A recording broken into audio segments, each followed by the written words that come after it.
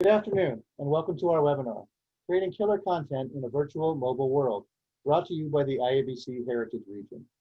I'm Greg McCormick, Communication Chair of the IABC Heritage Region.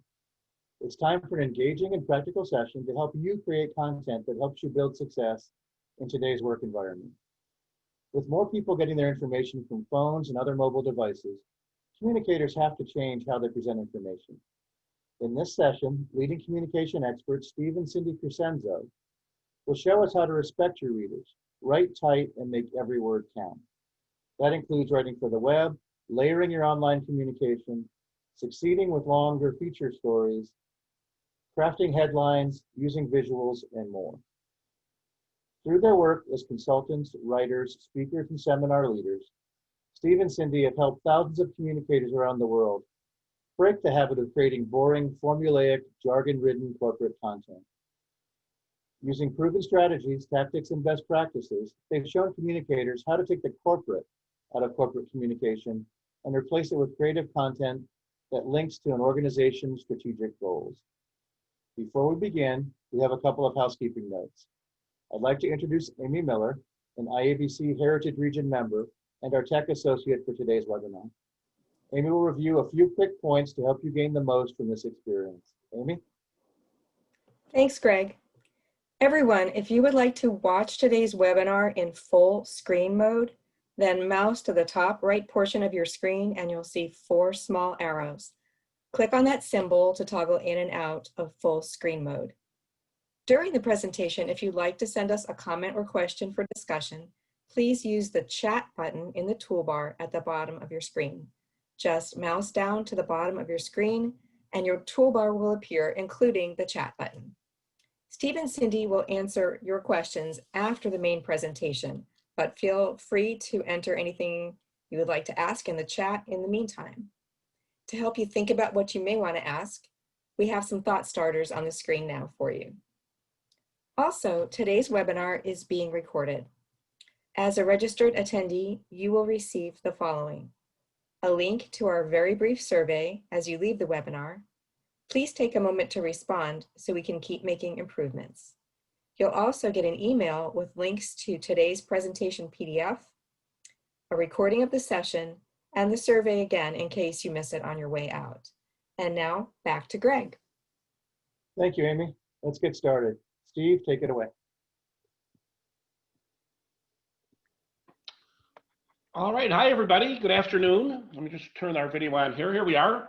This is Steve and Cindy. Hi everyone. Thank you so much, Greg and Amy and IABC Heritage Region.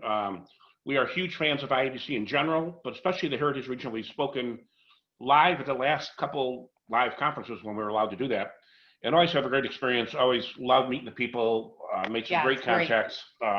So this is what we do now, though. We do it virtually, and we're actually doing a lot of virtual business right now. We're doing 4 communication audits all virtually, and it's actually kind of surprising how smooth the transition's gone. People adapt when they need to. Right? We just don't get to have drinks afterwards, and we do. Well, we do, but we don't get to have drinks with That's true. people. That's true. You know, other people besides you.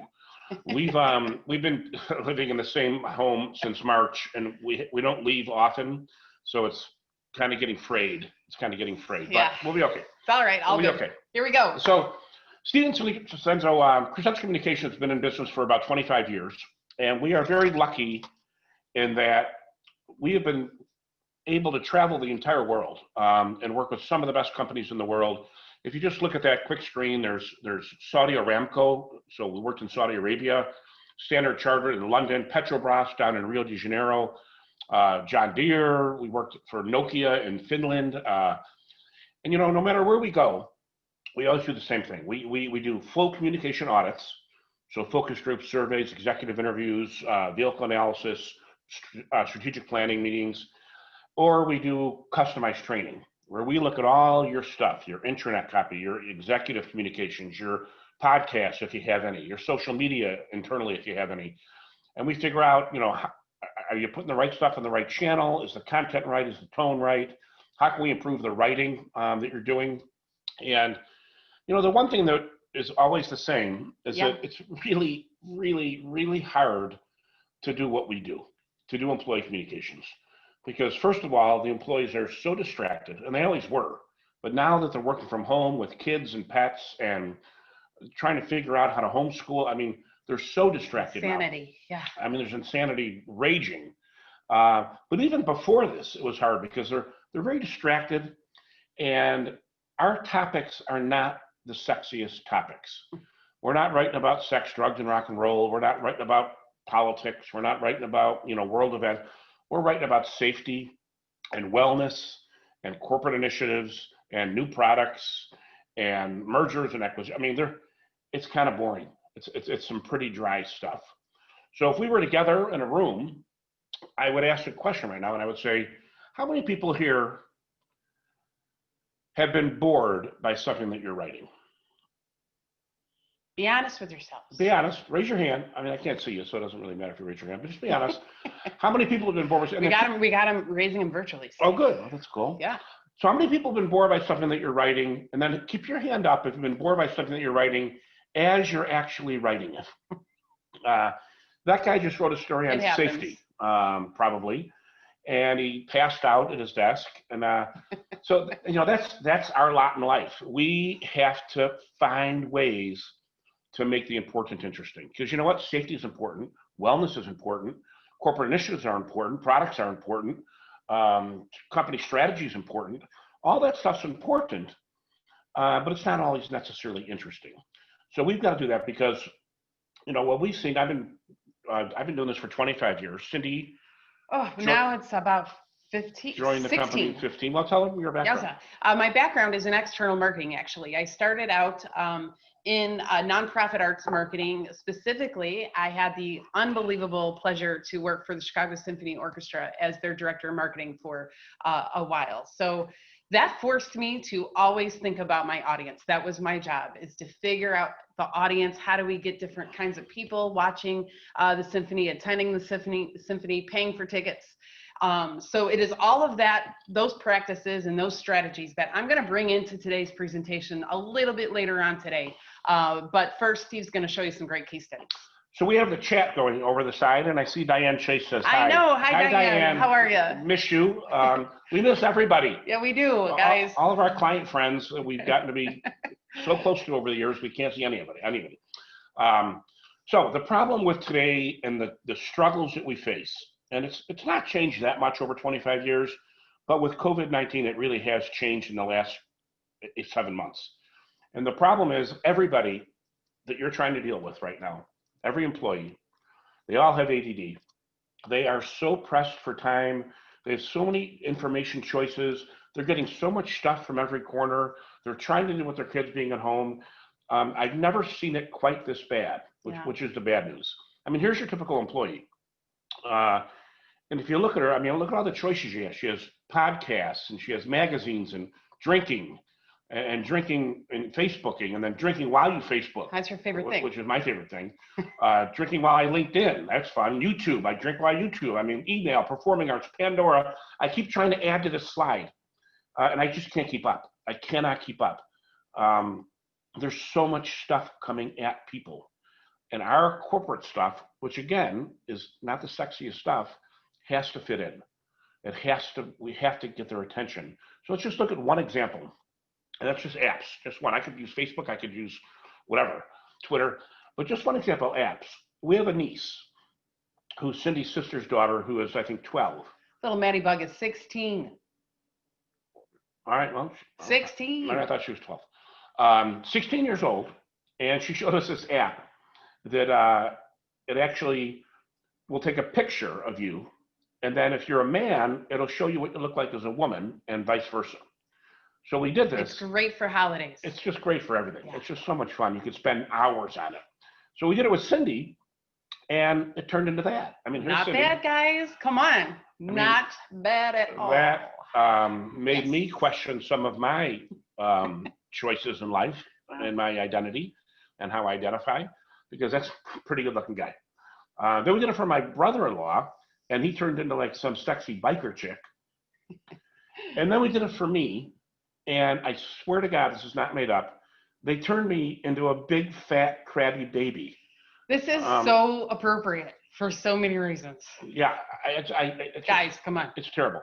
So we can spend our time doing this app, or we can spend our time Facebooking or YouTube. There's so much content on YouTube. We can watch concerts. We can do everything's at our fingertips. Or we can look at the corporate communications, and it still looks like this. It still looks, we still see this stuff all the time. Yeah. We love to take pictures of people holding weird things. Like, look at that guy's face. Like, he's not happy holding that phallic thing. This guy's way too happy holding that phallic thing. But you have all these people holding this brown thing, and they're all worshiping the big blue thing. But this is what we do in corporate America, because somebody told us that we needed to take that picture, and we never say no. We're like the company Kinko's. Like, oh, you want us to take a picture? We'll take a picture. You want a PowerPoint? We'll give you a PowerPoint. You want an email? We'll send an email. We're everybody's private publisher. We're like a glorified Kinko's, and we just love to take pictures of people holding things like this. Look, this was from 2 years ago. It looks like it's from 1950, right? Because a lot of corporate communication hasn't changed in 30 years. And we take pictures of people holding big, huge checks and big shovels when they're doing a groundbreaking, and big scissors when they're doing a ribbon cutting. I mean, they're always holding something. We love to take them, pictures of them holding plaques. And for some reason, if we can't find something for them to hold, we just take a picture of them holding themselves. Cindy and I call it the execution at dawn photo, where you line up against the wall and you shoot them, or the soccer penalty kick photo. Or this hasn't changed in 50 years. We still see it every week on intranets. It's shifted from print to electronic, but we're still doing the same crap. Yep. So what we're finding out now, though, is that COVID-19, it's horrible to say. I don't want to say that it's an opportunity for us, because it's a plague and people are dying, and we know people that are sick. I'm sure most of you know people who are sick. It's not great, but it is an opportunity for employee communications. We are currently doing 4 communication audits virtually. So virtual focus groups, virtual executive interviews, virtual vehicle analysis, and we have really plugged in to how things are changing. And the first thing that's changing, this is straight out of, is that subtitles there? We don't need subtitles. Are you guys seeing subtitles on the bottom there? Yeah, I'm not sure why that popped up, but people can still see the whole slide, so keep going.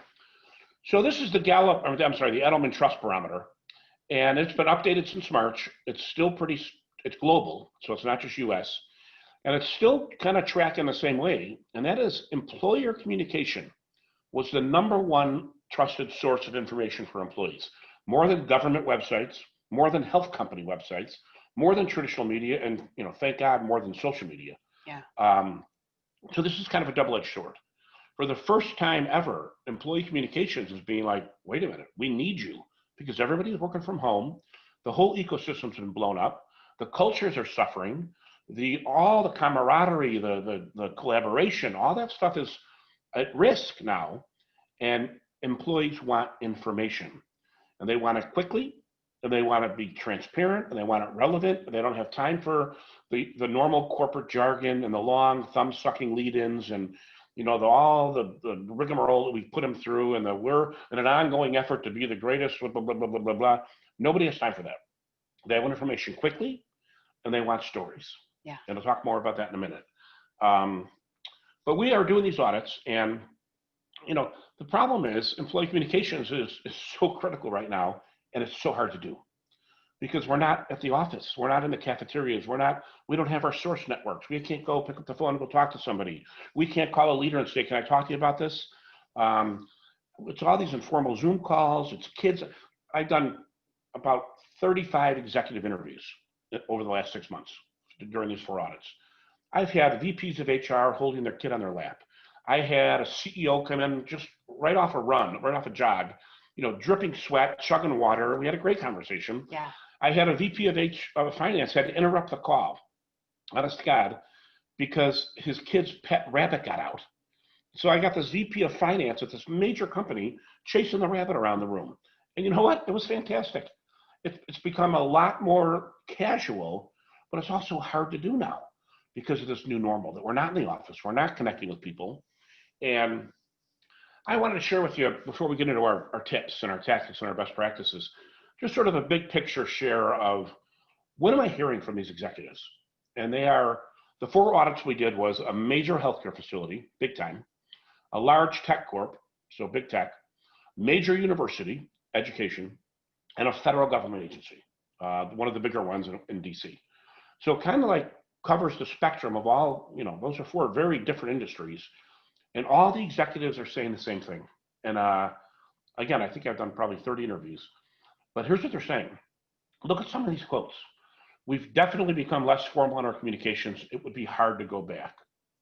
I mean, that's the truth. I mean, we're not doing town halls and death by PowerPoint and stiff, formal, top-down, one-way communications because our employees won't accept it. They are desperate for human contact and people and transparency with their leaders. I think the new intranet, so one of our clients, we're building a brand new intranet for them. I think the intranet should not look like a corporate intranet at all. Get ready for that, guys. I'm not going to be surprised if the term intranet goes away at some point because it's got such a bad connotation in people's minds.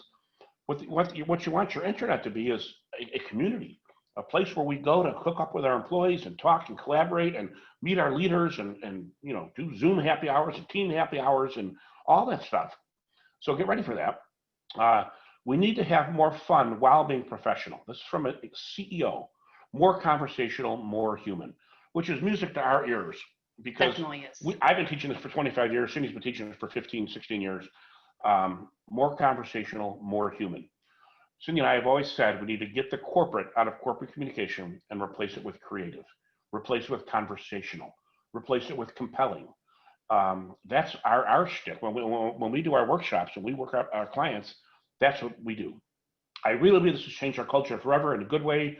We need less of the long corporate stuff, more shorter pieces, more graphics, more visuals, more multimedia. One of the questions I know that we got submitted in advance, we're going to talk about it later, is what's the right percentage between video and written pieces, with photos? And we'll talk about that briefly. And the answer quickly is there is no right percentage. It depends on the content. It depends on what you're trying to do. If you're doing talking head hostage videos, where CEOs and other people are reading a script and look like, like there's somebody with a machete staying behind them and they're just kind of droning on and reading the script. That's never good. Now, if you can do a video where it's a good interview or a video where it shows passion or excitement or, something, then the video is great. But there's not a percentage that you can use. Yeah, it's more, content has to drive it, for sure. Content dictates it. We need communication to be more timely and more relevant. We are seeing that the approval process is shrinking and shrinking and shrinking, which is such a good thing because the approval process can suck the life out of you and suck the soul out of you. But you know what? We're seeing executives say, we don't have to be perfect. I love it. It's so refreshing. Let's not wait till we can cross every T and dot every I and have everything right and look like God because our employees need us to be God and know everything and be all and know all. Now they're saying, you know what? Get them what we know and tell them what we don't know. Because they want to know if they're going back to work. Has the company got a future? I mean, how are we being affected in the industry? Employees want information and they want it timely. Yeah. So that's kind of speeding up the process of communication, which is long overdue. And I think that last one's great. I think the days of just pushing information out to employees is over. They want to participate. People are realizing that participatory communication, interactive communication is the future. No longer do these guys, and it's usually guys, white guys, sit up in the corporate suite and hurl their memorandum down and hurl their corporate CEO columns down. People want to be involved. They want to have user-generated content. They want to contribute. They want to talk. They want to ask questions. So this is all great news for us. Just really quick, Laura, thanks so much for submitting this comment. I recently had a head of legal who is sponsoring a virtual walking challenge to film a video announcing it while walking his dog. Totally love that. What other ways can we try to make the comms more personal from executives? I think too, they dictate that, right? That's what we've kind of seen. Some are comfortable sitting in their backyard with a mask on, talking about the new reality of their organization. Others still have their cats and their pets, flying around in the background.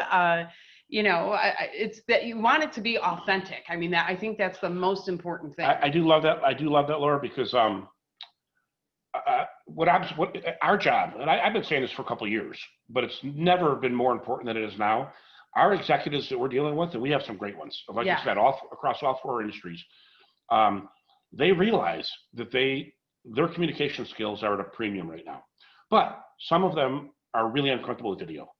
Some of them, we had one CEO, he asked me to critique his weekly blog to employees. The first 2 were awful. Yeah. So I had to go in there as a consultant and tell him that his baby's ugly, because that's what you do as a consultant. You say, wow, that's terrible. His third one, he did sitting in his backyard, like Cindy just said, with a mask on, and he was so casual and he was himself. So, when I do the interview with him, I'm like, the person I'm seeing in this interview is not the person on that video blog. So why not? We tell our executives, use your weekend words. It's our favorite thing to tell them. Nobody wants you to shift their paradigm. No. Their paradigm is fine just where it's at. They don't want you reevaluating their core competencies. They don't want to hear about your low-hanging fruit. Nobody does. I guarantee you that. Nobody does. Use your weekend words. Use the words that you use with your family, with your buddies, with your golf club, with your whatever it is. And I think that what you just said, Laura, was that the legal guy, we know a guy who was not legal, but he was a VP of operations. Right. He did a TikTok video with his daughter, dancing with his daughter, and the employees went ballistic for it. And he put it on Teams, and it's changing. It's changing with our leaders right now. Yeah. And our job is to coach them. Do you want to do a written blog? Do you want to do a TikTok video? What are you comfortable with? How can we help you connect with employees who are desperate for that kind of human connection with their leaders? Absolutely. The other half of it, so that's what leaders are saying. The other half is what are employees looking for? So how many focus groups have you done? About 25 so far. So in the virtual world, not obviously over time, but it's been an amazing experience, because as somebody who leads focus groups for a living, my number one fear was, oh my gosh, as soon as these cameras go on, no one's going to want to talk to me. People in the past have been very wiggly about having any kind of camera recording device. I usually never take them into focus groups whatsoever. But, like we said earlier, people adapt and change, and it's almost a sin these days not to have your camera on. But that said, wow, we've gotten some great feedback from employees and what they're looking for. And so we're finding they're looking for 2 things. Yep. Number 1, they want concise, timely information. No jargon, no long thumb-sucking sentences to start. Short. No corporate boilerplate. Get to the point. Yep. Treat them like adults. That's for timely news. That's for news about COVID. That's for news about, how the company's doing. How are we surviving? Are we coming back to work soon?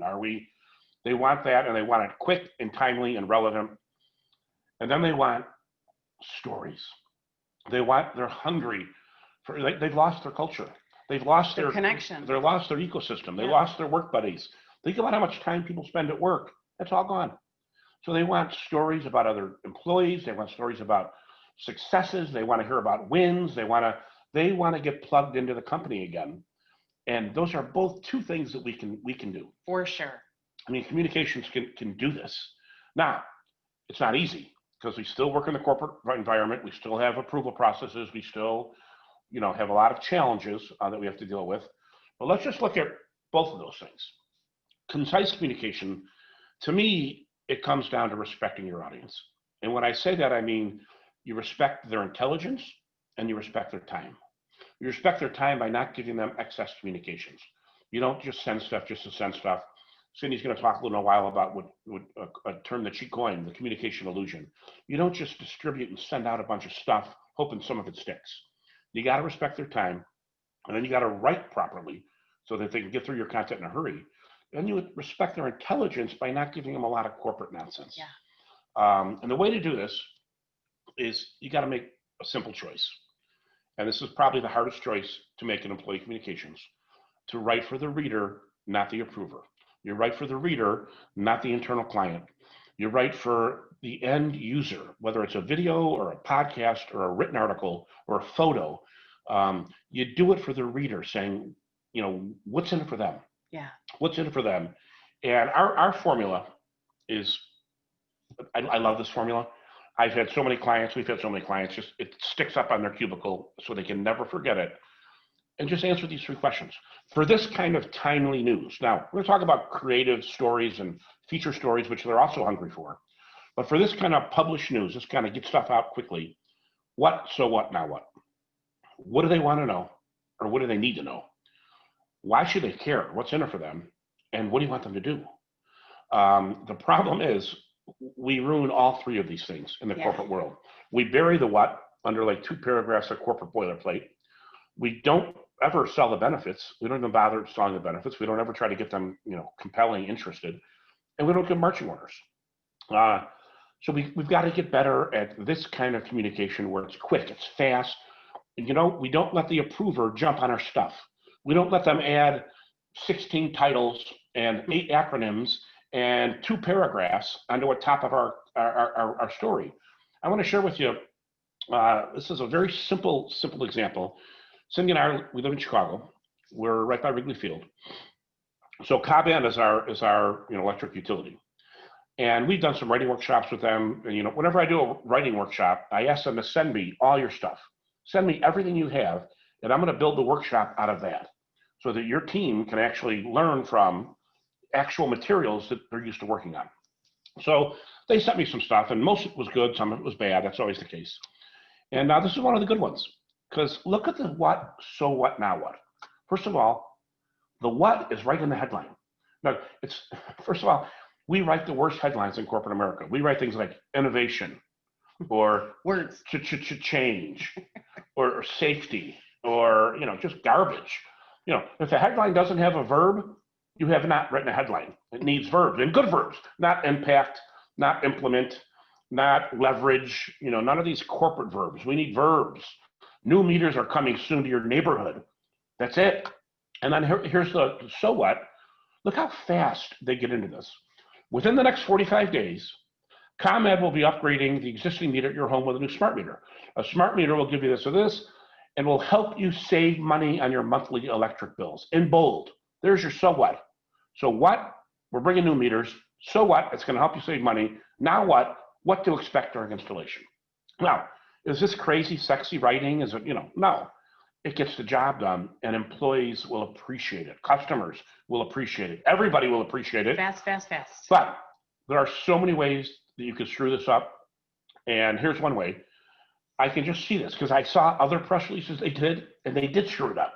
It's when they started writing for the internal client, the marketer, usually a marketer. Hey.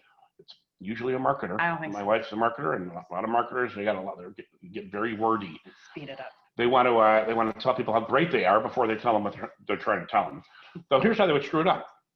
Instead of what you just heard, within 45 days, they're going to be there. They would write, as part of our ongoing efforts to provide our customers with the most innovative and cutting-edge energy solutions, ComEd is proud to announce that very soon the company will be installing smart meters in customers' homes. That's how the normal corporate lead would be. That's written for the approver. Yeah. That's written for whatever internal client is in charge of these smart meters. He wants to tell them, hey, wait, hold on, time out. We got to say that we're cutting edge. And innovative. And we got to say innovative. And we got to say that we're proud to announce, because that's what we do in press releases, unfortunately. But if you take all those extra words out, just take them out. The company will be installing smart meters in your homes. It's going to help you save you money. Here's what to expect. You wouldn't believe how many people appreciate that. And that's written for the audience, not for the approver. We need to push back on these people. And we'll give you some tips for that in a little while, how to do that. And the best thing I can tell you to do as a writing instructor, as a journalist, as a writing coach, write a fast first sentence. Get rid of all the titles. Get rid of all the acronyms. Get rid of the long thumb-sucking ongoing efforts to do this and continuously improve this and ongoing blah, blah, blah, blah, blah. Get rid of all of it and write a fast first sentence. And this example here, this is fine. This is from Intuit. And Intuit brought me out, I think, 4 years in a row to do a writing workshop. And they always had about 90 people in the room, and it was everybody. It was marketing, it was PR, it was employee comms for most of them. They actually had the people in there that wrote the error messages for the software. What do they do? QuickBooks? QuickBooks. They had the people in the room who wrote the error messages. And we actually changed the error messages on QuickBooks. Very cool, yeah. Because of this workshop. So, as I said earlier, though, whenever I do a workshop like this, I ask them to send me stuff. And then I eventually put up good examples, and I eventually put up bad examples. And whenever I put up a bad example, I said, so who's responsible for this? And I'm very nice about it. And I always hear, I hear like a moan from somebody. In this case, the guy's name was Martin. And I hear, what's up, Martin? You did this? And he's like, I can explain that. And it turns out it was written by the approval process. Like 18 people had to have input into it. Lawyers. Martin was a successful journalist and a very smart dude. He goes, that one just got away from me. I got tired of fighting the approval process. I just gave up. I just gave him what they wanted. So you look at this though, and it's so awful. And he was embarrassed and ashamed. He should have been, it wasn't his fault. But look at the headline. First we start out with knees bud. Who starts out with knees bud? You can't start out with knees bud with an acronym that people might not know what it is. Knees bud Intuit to roll out financial literacy program for Indian Mismas, whatever the hell a Misma is. I always tell in my writing workshops, I always tell people, read your stuff out loud. If it doesn't sound right, great writing is talking edited. If it doesn't sound right, or if on your first sentence you actually run out of air and die, or you almost die, you wrote too long of a first sentence. So here's his first sentence. I have to take like 5 breaths during this one sentence. This is all one sentence, by the way. You're seeing one sentence. The National Institute for Entrepreneurship and Small Business Development, NISBUD, now we figure that out. Noida, let me throw another word in there, Noida. What the hell is Noida? It's like Klingon.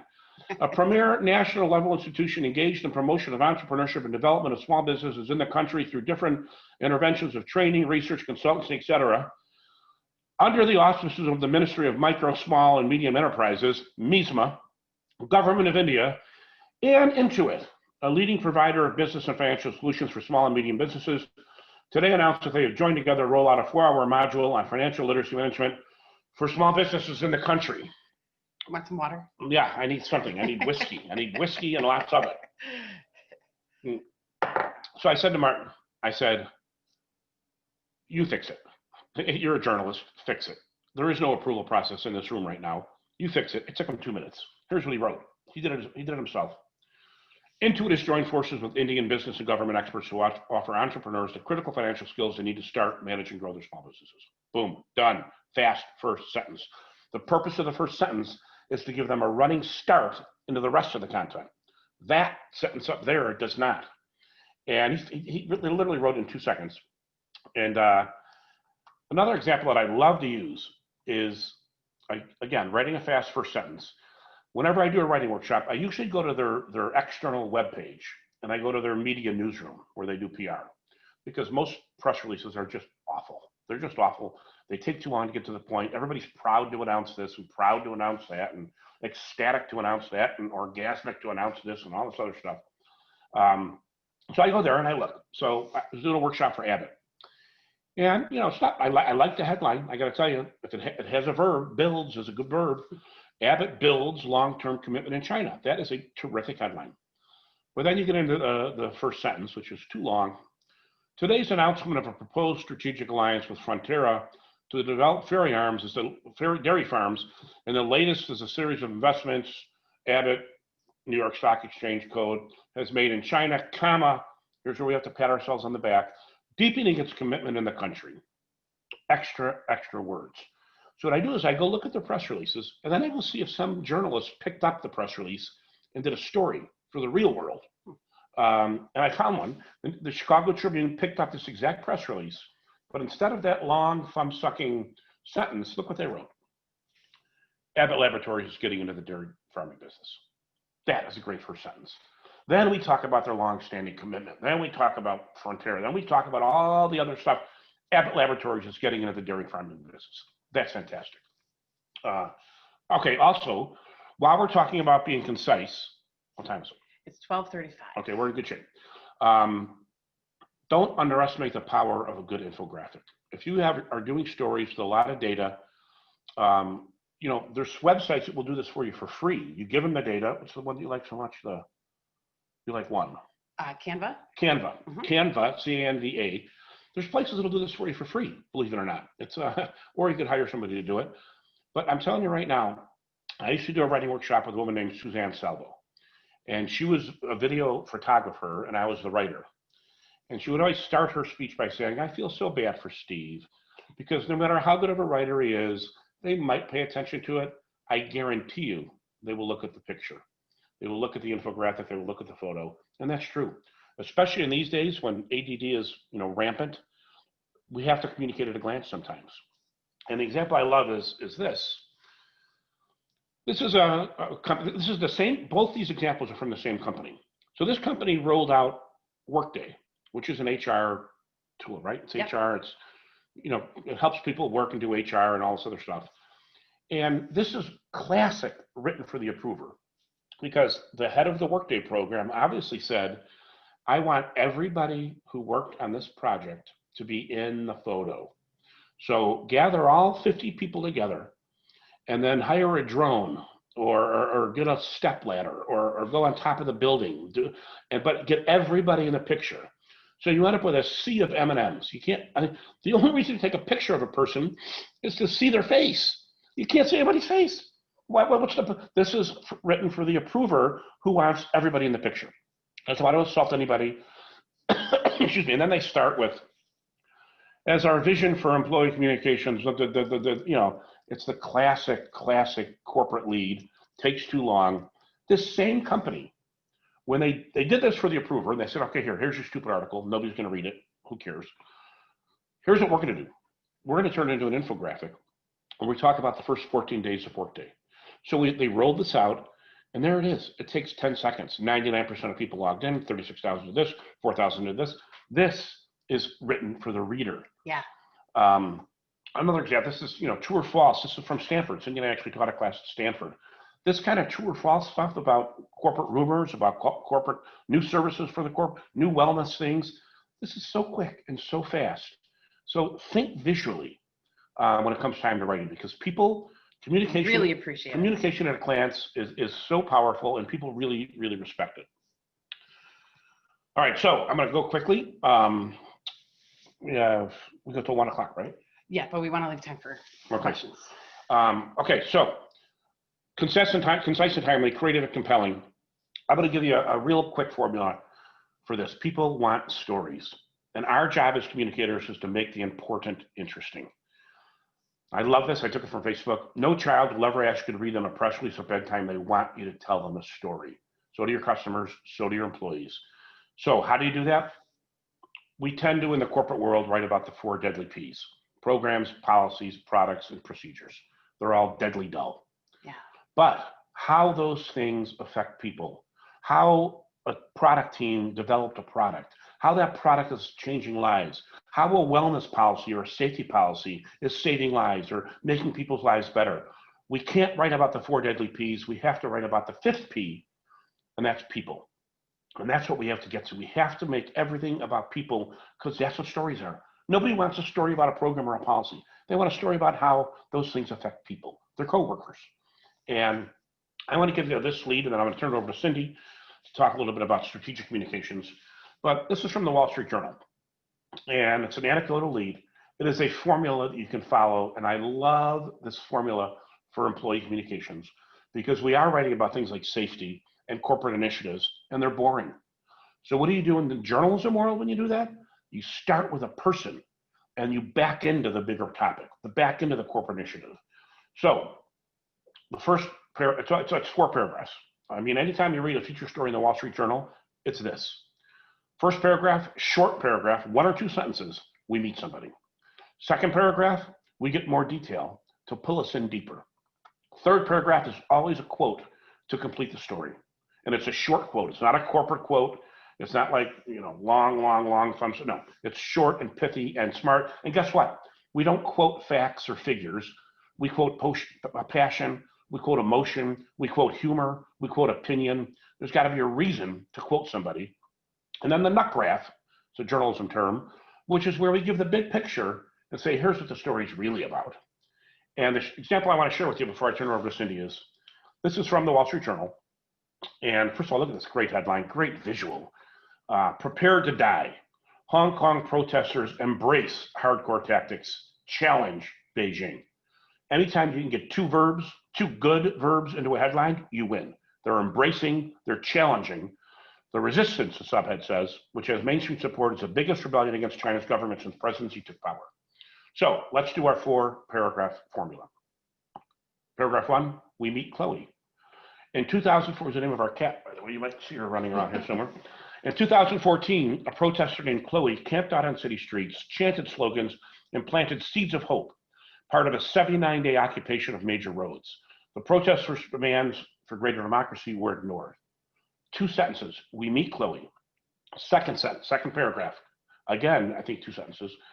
This summer, the civil servant who was in her 20s has zip-tied metal barriers together to block roads and dug bricks out of sidewalks to throw at police. Her primary role is to be arrest support, ready to hire lawyers for detained protesters and help their families with an emergency plan. Third paragraph is a quote from Chloe. Some of them are prepared to die for the movement, said Chloe. I am also willing to die for it. And then we get into the nut graph. The 4th paragraph. This story is not about Chloe. This story is about, this would be, you could start it right here with a news lead. This would be your news lead. Hong Kong's protests against the mainland government is increasing reach, are emerging as bigger, more frequent, and more violent than previous. That's your news lead. That's what the story's about. But you know what? It's a hell of a lot more interesting to meet Chloe first. So meet Chloe, a little more detail, a quote from Chloe, and then your nut graph about the corporate initiative or whatever it might be. So if you're doing a story on cybersecurity, don't start with October is National Security Month, Cybersecurity Month. Start with so-and-so works on the cybersecurity team. She's protecting us against this and that, a quote from her. And then, by the way, we all need to be involved in cybersecurity. I mean, you can do it with anything, safety, wellness, whatever it is, corporate initiatives. Here's one example of how to do it in the corporate world. So this is from Boston Medical, and it's a program story. It's one of the programs from the hospital that their doctors are working overseas. And it's really cool, and they did a series of articles about it. So they had me critique it. And the first thing I said was, that's a terrible headline. Sustainable services in Haiti. That's just bad. There's no verb. It's just a placeholder headline. You don't get to put words on top of a story and call it a headline. But then I'm going through like, oh my God, wait. They're starting with a name, Tia James. I thought, winner. They're starting with a person, not the program. But then they did what they call the resume lead. She says, Tia James, MD, attending physician in the emergency department, vice president of admission, and associate. I mean, they got to give every one of her titles in the first sentence. Write a fast first sentence. And you keep reading, and you get to you get to gold. When I was a resident, I had a patient from Haiti who had HIV, explains James. But when I told him the diagnosis, he insisted that he didn't have HIV, and that if he did, I gave it to him. He said, you know what? She says, I was so shocked by that, I actually went to Haiti to figure out what the hell I'm doing wrong and why don't I understand these people. So this is perfect. This is a program story. The program isn't exciting, but Tia James is exciting. So let's do it. Let's find the drama. Here's our fast first sentence. Tia James still remembers the HIV patient from Haiti who accused her of giving him the virus. No titles. We put her titles down in the 5th paragraph, maybe. Second paragraph. According to the formula, she remembers it because it changed her life. Instead of being insulted, she decided to find out how he could think such a thing. Her questions took her to Haiti. Then, as reporters, which is what we are, we dig out a great quote from her about Haiti and how it sent her there and how she would handle that patient now.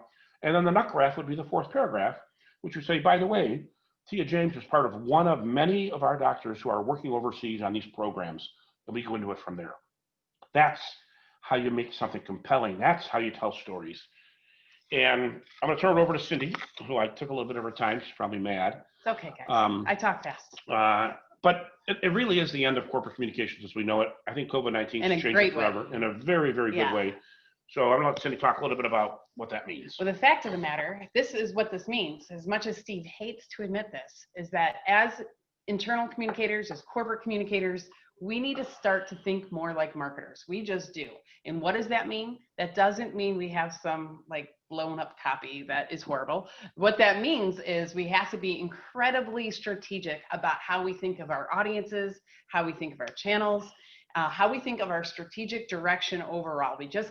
We have to stop and break the mold when it comes to internal communications and stop the one size fits all communication formula, because it just does not work and people don't have time for it. When you do have that one size fits all mentality, you will suffer from what we like to call the communication illusion.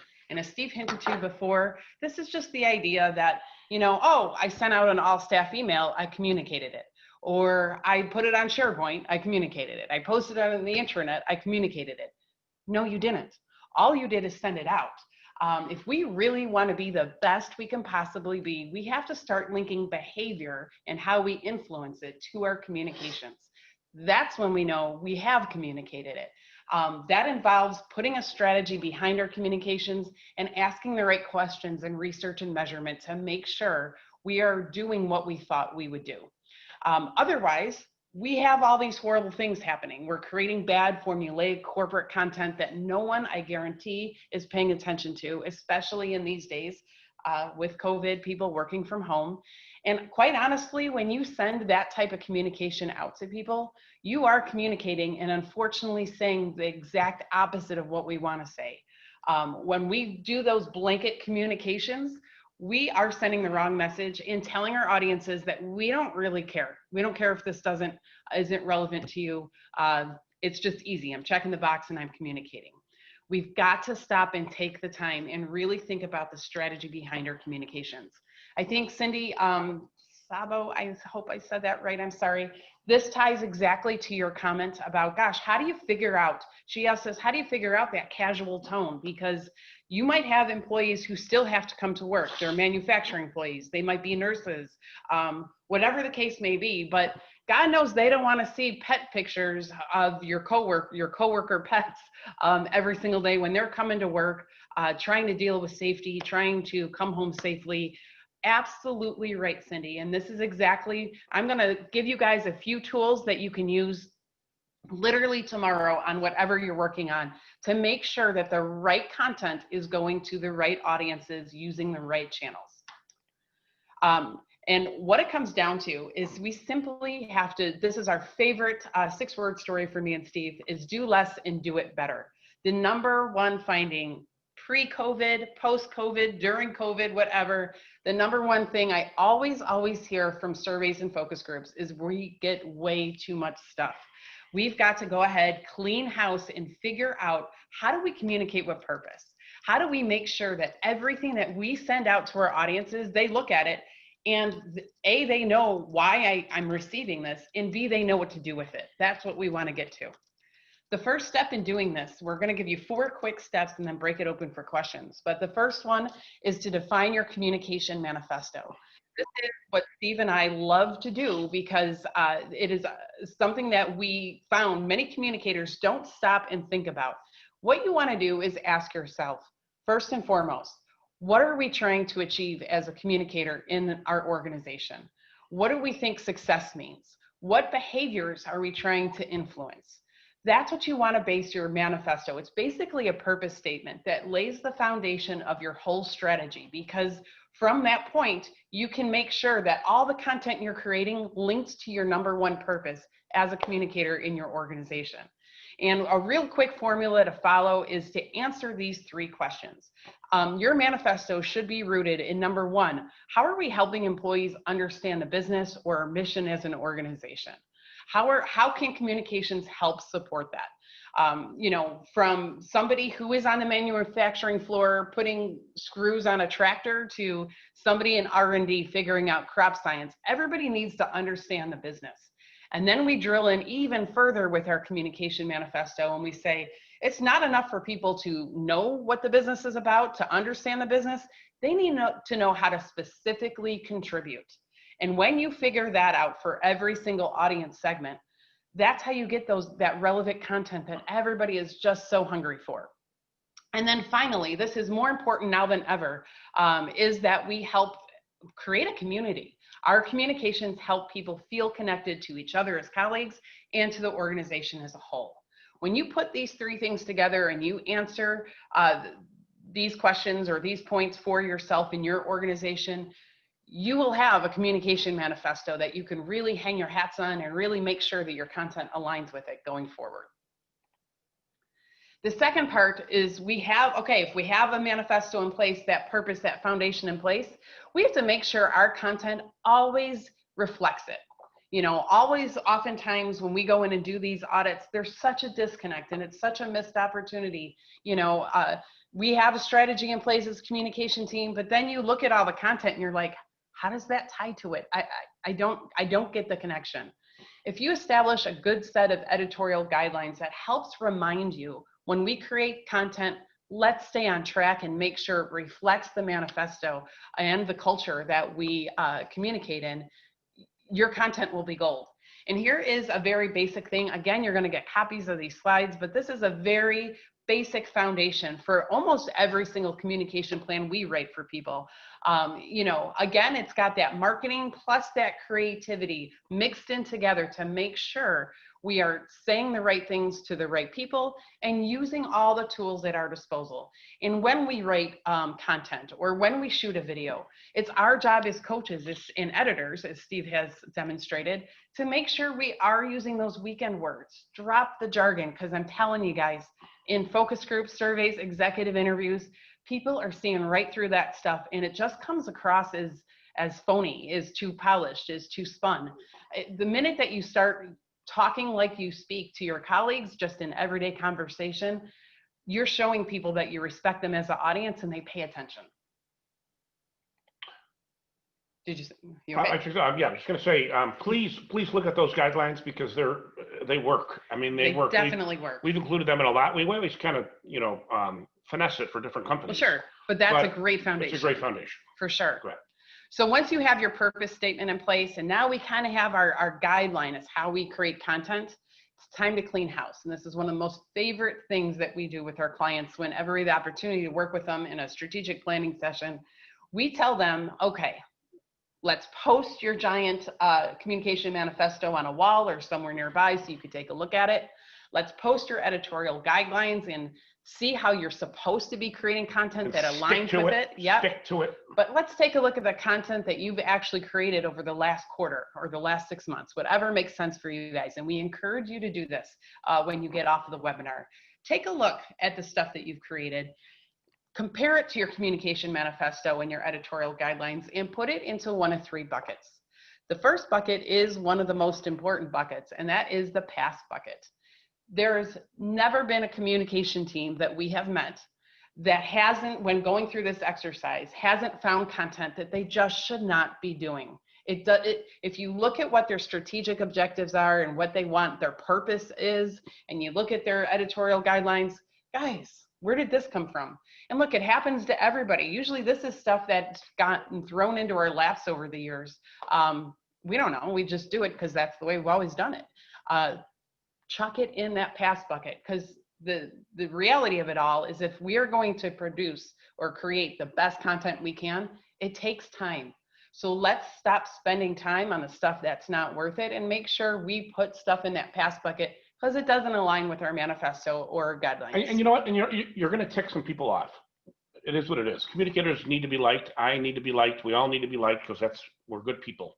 We're not like, you know, marketers or accountants or whatever. You're going to make some people angry because you're not Kinko's. You're not the company Kinko's. You're not there to just produce whatever everybody tells you to produce. You have a manifesto. You're helping the company succeed. My favorite story is I was interviewing a CEO of a major airline, and I said, "What do you want from your communications team?"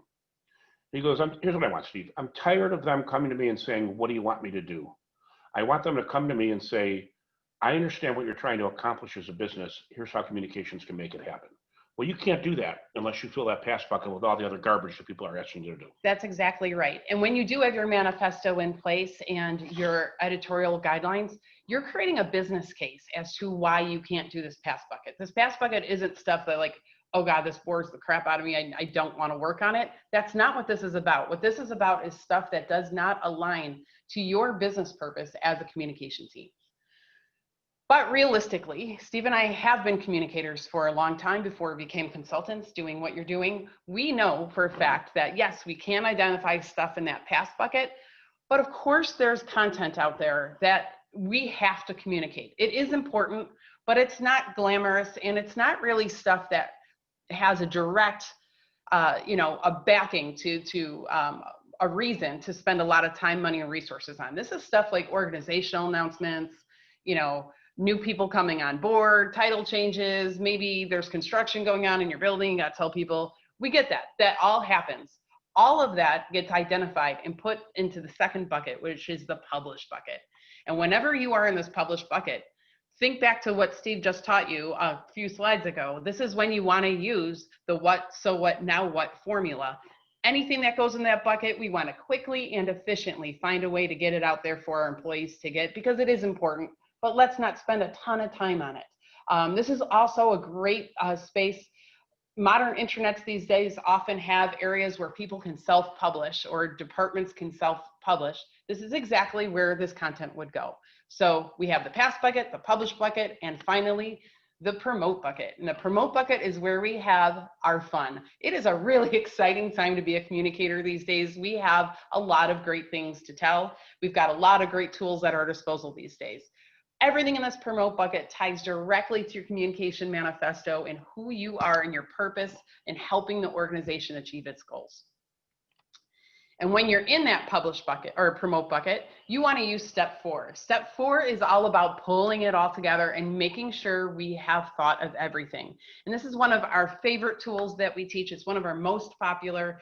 Anything that is in that promote bucket, things you're spending the most time, money, and resources on, go ahead and follow the strategy ladder from top to bottom. And what it'll do is make sure that you're linking the strategic goals of your organization along with thinking about your audience segments, thinking about what channels are the best ways to affect them, and finally, how are we going to measure to make sure that we're doing the right thing. So very self-explanatory and very quick. You guys will get a copy of this. We wanted to find the business goal that this communication support or this communication effort is supporting. And by the way, real quick, I know we're running out of time, but this is great to use with internal clients who want you to do stuff that's off your manifesto. If they can't figure out that first ladder, you don't have to do it. It's a beautiful thing. When they come to you and say, I want an email to go out, it's like, okay, well, sit with me for 5 minutes.